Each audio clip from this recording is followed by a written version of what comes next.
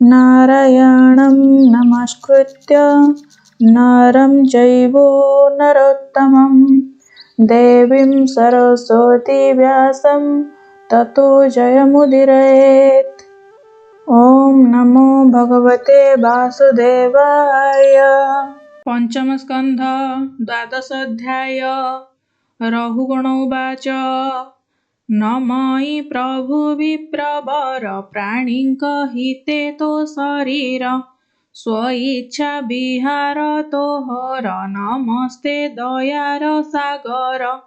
बेसरे तू ही अवधूत माया रूपरे तुझे स्थित गुपत भावे भ्रमो तो ही तोहर माया के जानई व्यर्थे प्राणियात जात तुझे मायार परे स्थित व्याधिरे पीडित जे जन ताहार औषधि जे सन निदाघ आपते पीडित ताहाकु जेह्ने जल स्थित संसार दुःख दावानल तहि मु होइली आकुल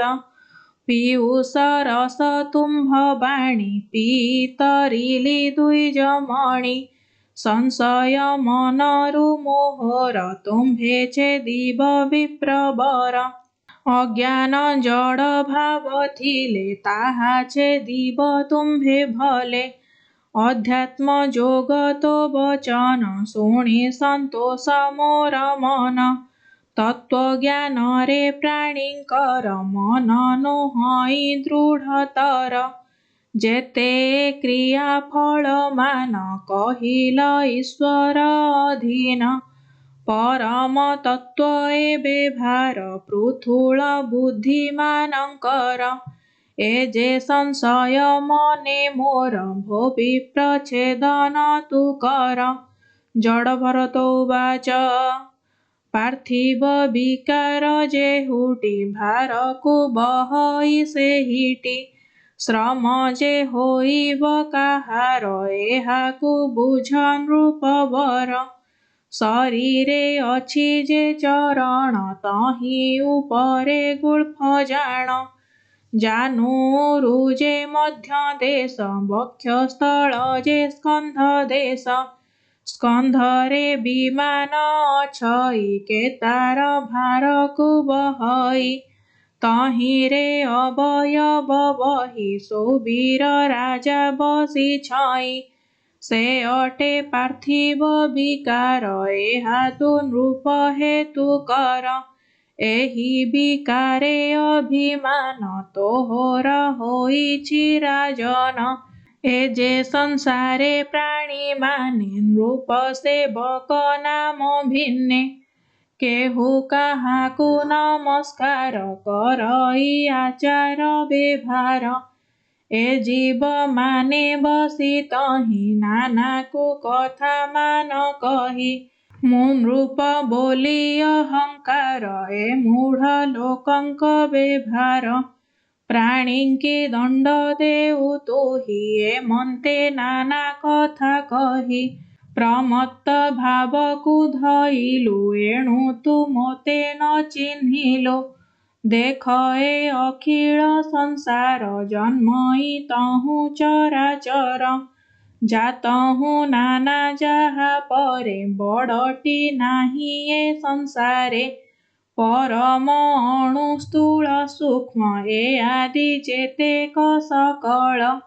ता बिनु अन्य केहि नाही अज्ञान मति न जानई बृहत क्षुद्र आदि जेते निर्जीव सजीव सहिते द्रव्य स्वभाव काल कर्म पृथक भाव जेहु नाम ज्ञान विशुद्ध से अटई परम आत्मा रूप बही एक अनेक सर्व सेहि प्रभुंक बिनुआन नाही सर्वज्ञ पुरुष अच्युत ताहार लीला ए जगत से प्रभु अखिल कारण मुनिए करंती गायन हे रहु गण सावधाने शुणतु मोहर वचने विविध तप यज्ञ कर्म कियबा वेद अध्ययन ए आदि जेते हे राजन सकल श्रेष्ठ भक्त जन जापाद रजे पापमान निःशेषे हुअन्ति खण्डन उत्तम श्लोक कथा सार जे प्राणी करन्ति उच्चार ग्राम्य कथारे तार मति केबे हे नुहाई संगति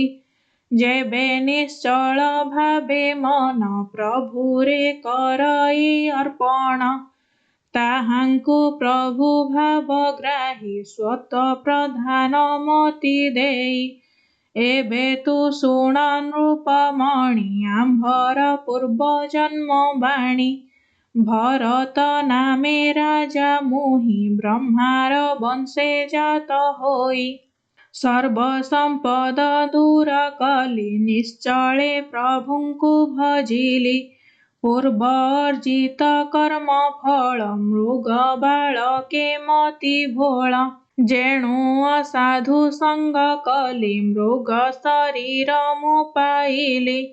पूर्व जन्मर पुण्य थिला प्रभुंक करुणा होइला तेणु पूर्वर कथा मान मोहर होइला स्मरण एबे हो शुण नृपवर लभिली ब्राह्मण शरीर एणु संगकु मुहि डरी ए जड़ रूपकु आबोरी भ्रमई ए घोर संसारे कर्म बंधन खंडिबारे एकाकी निवृत्त बेभारे मन निवेशी कृष्ण ठारे शुण राजन एक मने एणु संसारे प्राणी माने